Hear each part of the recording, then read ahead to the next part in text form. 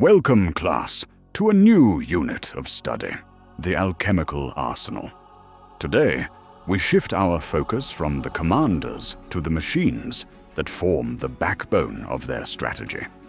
The Warjacks of the Crucible Guard are not merely tools of war. They are the physical manifestation of the Order's core philosophy, where relentless innovation meets brutal pragmatics. From the adaptable Vanguard chassis to the colossal rolling laboratory known as the Vulcan, each machine tells a story of economic compromise, alchemical ambition, and a relentless drive to perfect the art of destruction.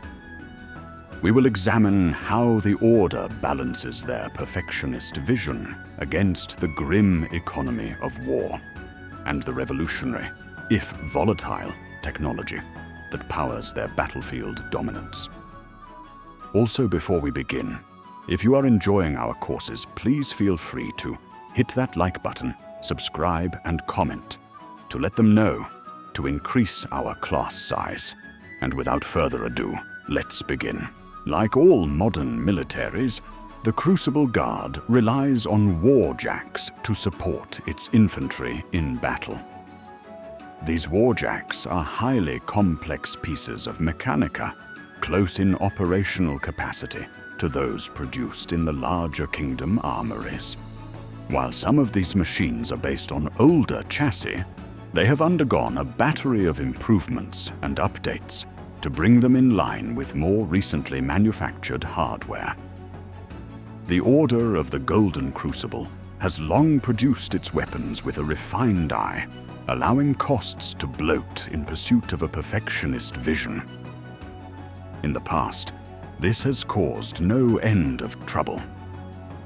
During the initial invasion of Lael, the top-performing Vanguard Warjacks were too expensive to field in great number, and Lael had to resort to outdated Jacks, many as old as the Khadoran Berserker.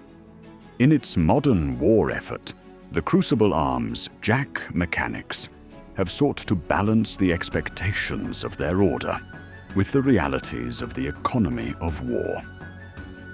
To avoid compromising on the quality of their work, they have relied upon tested and proven strategies and designs. The reliable Vanguard chassis has undergone a systematic examination in order to produce variant models, including the Liberator and Retaliator, which outfit the standard chassis with weapon systems suited to particular battlefield roles. Their weapons exploit the alchemical genius of the Order and can utilize a variety of compounds tailored to counteract the strengths of specific opponents. One interesting development employed on the Vanguard chassis is the chemoarcanic node.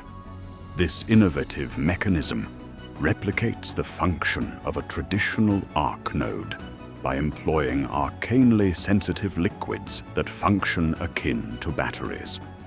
The reservoirs of these fluids rapidly lose their potential energy after channeling several spells, but will usually suffice for the needs of a single battle. The chemoarcanic node is considerably cheaper to produce and does not require access to the rare minerals and crystals required for a regular arc node, materials that are put to better use in Warjack cortexes. While this device remains under development, as it is relatively fragile and prone to mishaps, it has enabled the Crucible Guard to deploy arc nodes in sufficient numbers to support their warcasters. Augmenting these lighter Warjacks, Crucible Arms has taken over the production of the Ordic Toro chassis. This workhorse heavy Warjack has been a part of the Ordic military for decades and has proven its worth against both Khadoran and Crixian forces. As a part of the Order of the Golden Crucible's agreements with King Baird to secure finance for their war effort, Crucible Arms now produces additional Tauros, sending deliveries to update the aging Ordic Warjack complement.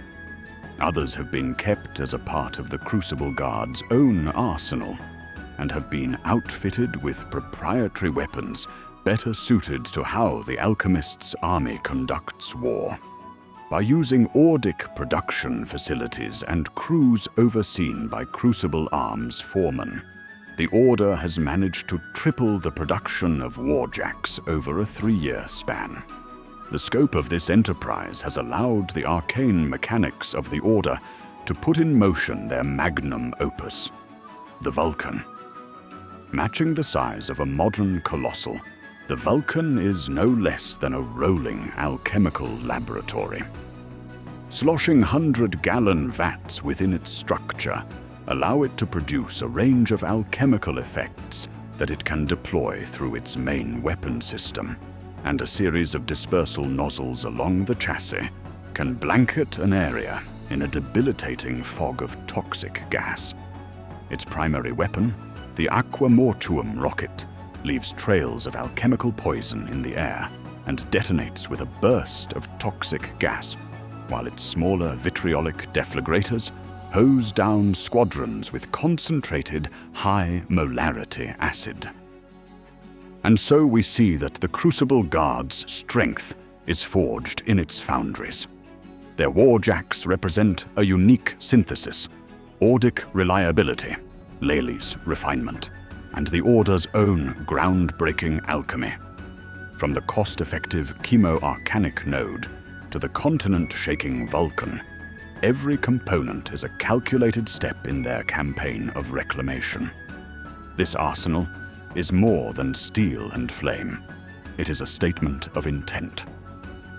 If this dissection of mechanical philosophy has been of value, please support our ongoing lectures. Like this video, subscribe to the channel, and share this lesson with fellow tacticians and scholars. The engineering of war is a continuous evolution. Now, we turn the analysis over to you. Which of their Warjack innovations do you believe will have the most lasting impact on warfare in the Iron Kingdoms? Debate your thesis in the comments below, and as always, class dismissed.